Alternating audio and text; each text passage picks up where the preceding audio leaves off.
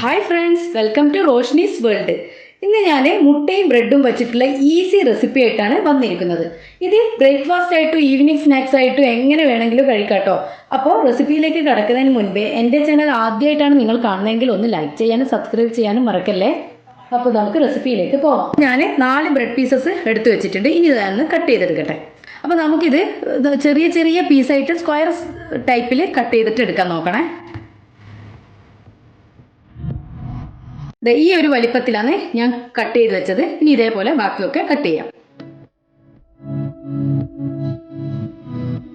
ഇനി നമുക്കൊരു 3 മുട്ട ഒന്ന് ബീറ്റ് ചെയ്തെടുക്കണം. ഇപ്പം ഞാൻ 3 മുട്ട ഉടച്ചൊഴിച്ചിട്ടുണ്ട്. ഇനി ഇതിലേക്ക് നമുക്ക് കുറച്ച് ഉപ്പ്, ആവശ്യത്തിന് ഉപ്പിട്ട് കൊടുക്കാം. 1/2 ടീസ്പൂൺ മുളക് പൊടി. ഇനി ഇത് നമുക്കൊന്ന് 3ഉം കൂടെ ഒന്ന് മിക്സ് ചെയ്തെടുക്കാം. അപ്പോൾ നന്നായിട്ടൊന്നത് മിക്സ് ചെയ്യട്ടെ. ഇത് നന്നായിട്ട് മുളക് പൊടി ഇതിലേക്ക് അങ്ങ് മിക്സ് ആവണേ. മുട്ടയായതുകൊണ്ട് പെട്ടെന്ന് അങ്ങ് മിക്സ് ആവില്ല. അപ്പോൾ അതൊന്ന് ശ്രദ്ധിക്കാൻ, അതൊന്ന് നന്നായിട്ടൊന്ന് മിക്സ് ആക്കാൻ ശ്രദ്ധിക്കാം. പിന്നെ ഇതിലിട്ട് മുളക് പൊടിയുടെ അളവ് നിങ്ങൾക്ക് വേണമെങ്കിൽ കൂട്ടിയിടാം, അതല്ലേ കുറക്കാം. അതൊക്കെ ഓരോരുത്തരുടെ ഇഷ്ടത്തിനനുസരിച്ച് കൂട്ടുകയും കുറക്കുകയൊക്കെ ചെയ്യാം കേട്ടോ. കാരണം ചിലർക്ക് എരിവ് കൂടുതൽ വേണമായിരിക്കും, ചിലർക്ക് കുറവായിരിക്കും ഇഷ്ടം. അപ്പോൾ അതൊക്കെ നിങ്ങൾ നോക്കിയിട്ട് അങ്ങോട്ട് മാറ്റി മറിച്ച് ചെയ്യാം. ഇപ്പോൾ ഇതിപ്പോൾ നന്നായിട്ട് മിക്സ് ആയിട്ടുണ്ട് കേട്ടോ. ഇതിലേക്ക് നന്നായിട്ട് മിക്സ് ആയിട്ടുണ്ട്. അപ്പോൾ ഞാനൊരു ഫ്രൈങ് പാന് ചൂടാൻ വെച്ചിട്ടുണ്ടായിരുന്നു. ഇനി ഇതിലേക്ക് നമുക്ക് ഒരു ചെറിയ പീസ് ബട്ടർ ഇട്ട് കൊടുക്കാം. ഇതൊന്ന് ഇതിലേക്കൊന്ന് മെൽറ്റ് ആവട്ടെ.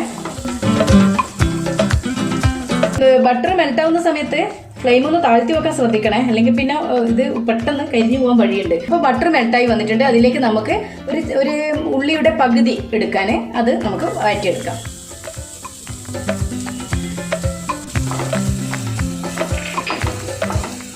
ഇനി നമുക്ക് 1/2 മുറി തക്കാളി കൂടെ ചേർത്ത് കൊടുക്കാം. ഒന്ന് വഴണ്ടി വരെയേ വേണ്ടു കേട്ടോ, കൂടുതലായിട്ട് അങ്ങ് വഴറ്റേണ്ട ആവശ്യമില്ല. അപ്പോൾ ഈ സമയത്ത് തക്കാളി കൂടെ ചേർത്ത് കൊടുക്കാം.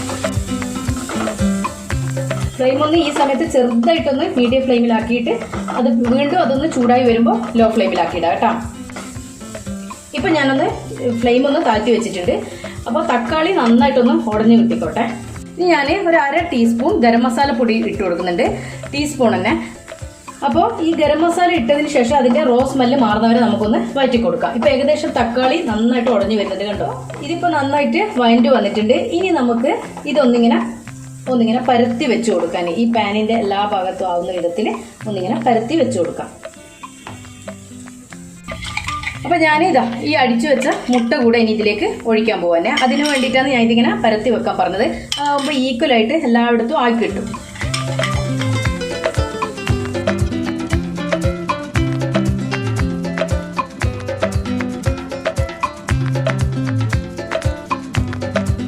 അപ്പോൾ ഈ സമയത്ത് ഫ്ലെയിം ഒന്ന് മീഡിയത്തിലാക്കാൻ ശ്രദ്ധിക്കണേ. എന്നിട്ട് ഇതിന് ശേഷം ഒന്നുകൂടെ ഒന്നിങ്ങനെ പതുക്കെ ഒന്നിങ്ങനെ വെച്ച് കൊടുക്കുക. എല്ലാ സൈഡിലേക്കും എത്തത്തക്ക വിധത്തിൽ ഒന്നിങ്ങനെ തട്ടിക്കൊടുക്കാം.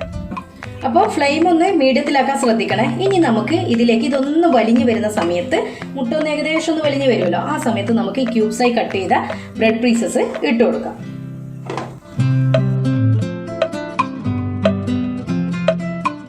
ഈ സമയത്ത് ഫ്ലെയിം ഒന്ന് താഴ്ത്തി വെക്കാൻ ശ്രദ്ധിക്കണേ.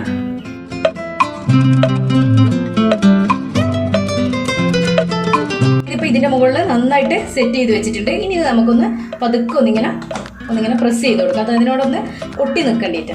ഇതിന്റെ ഒരു വശം ഇപ്പം ഏകദേശം ആയി വരുന്നുണ്ട്. ഇനി ഇത് നമുക്കൊന്ന് തിരിച്ചിടണം.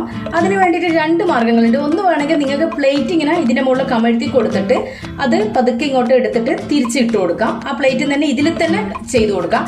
അതല്ലെങ്കിൽ ഇതുപോലെ വേറൊരു തവ എടുത്തിട്ട് അതിൽ നന്നായിട്ട് ബട്ടർ തേച്ച് പിടിപ്പിക്കാം. അപ്പോൾ ഞാനിപ്പോൾ ഇതിലേക്ക് ബട്ടർ തേച്ച് പിടിപ്പിക്കുന്നത്. അപ്പോൾ ഇത് നമുക്കൊന്ന് കൈവച്ചിട്ടോ അല്ലെങ്കിൽ എന്തെങ്കിലും ബ്രഷ് വെച്ചിട്ടോ, ഞാനിപ്പോൾ കൈവച്ചിട്ട് തന്നെയാണ് ചെയ്യുന്നത്. ബ്രഷ് ഉണ്ടെങ്കിൽ ബ്രഷ് കൊണ്ട് ചെയ്യാം.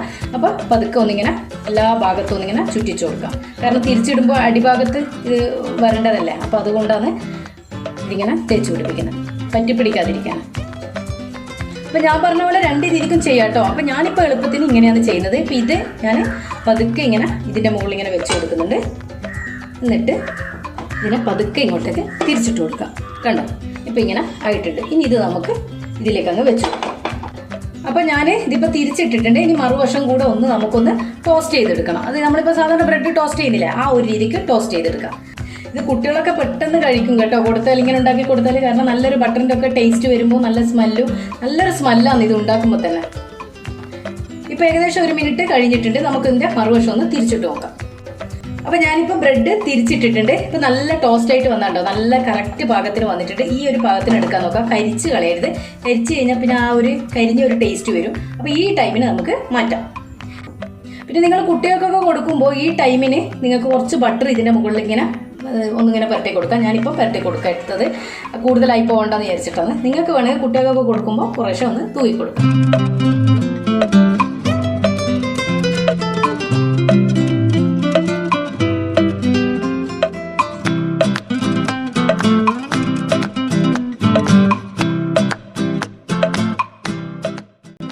അപ്പോൾ ഫ്രണ്ട്സ്, ഈ ഈസി ബ്രേക്ക്ഫാസ്റ്റ് നിങ്ങൾക്ക് ഇഷ്ടമായിട്ടുണ്ടെങ്കിൽ എന്തായാലും ഒന്ന് ഫാമിലിക്കും ഫ്രണ്ട്സിനും ഒന്ന് ഷെയർ ചെയ്ത് കൊടുക്കാൻ മറക്കല്ലേ.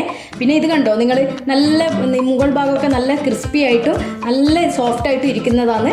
അപ്പോൾ ഇതെന്തായാലും ഒന്ന് നിങ്ങളൊന്ന് ഉണ്ടാക്കി നോക്കണം. അതുപോലെ കുട്ടികൾക്കൊക്കെ ഏറെ ഇഷ്ടപ്പെടുന്നത് തന്നെയാണ്. അപ്പോൾ സബ്സ്ക്രൈബ് ചെയ്യാനും തൊട്ടടുത്തുള്ള ബെല്ലൈക്കൻ എനേബിൾ ചെയ്താൽ ഞാനിടുന്ന പുതിയ വീഡിയോസ് നിങ്ങൾക്ക് നോട്ടിഫിക്കേഷനായി കിട്ടും.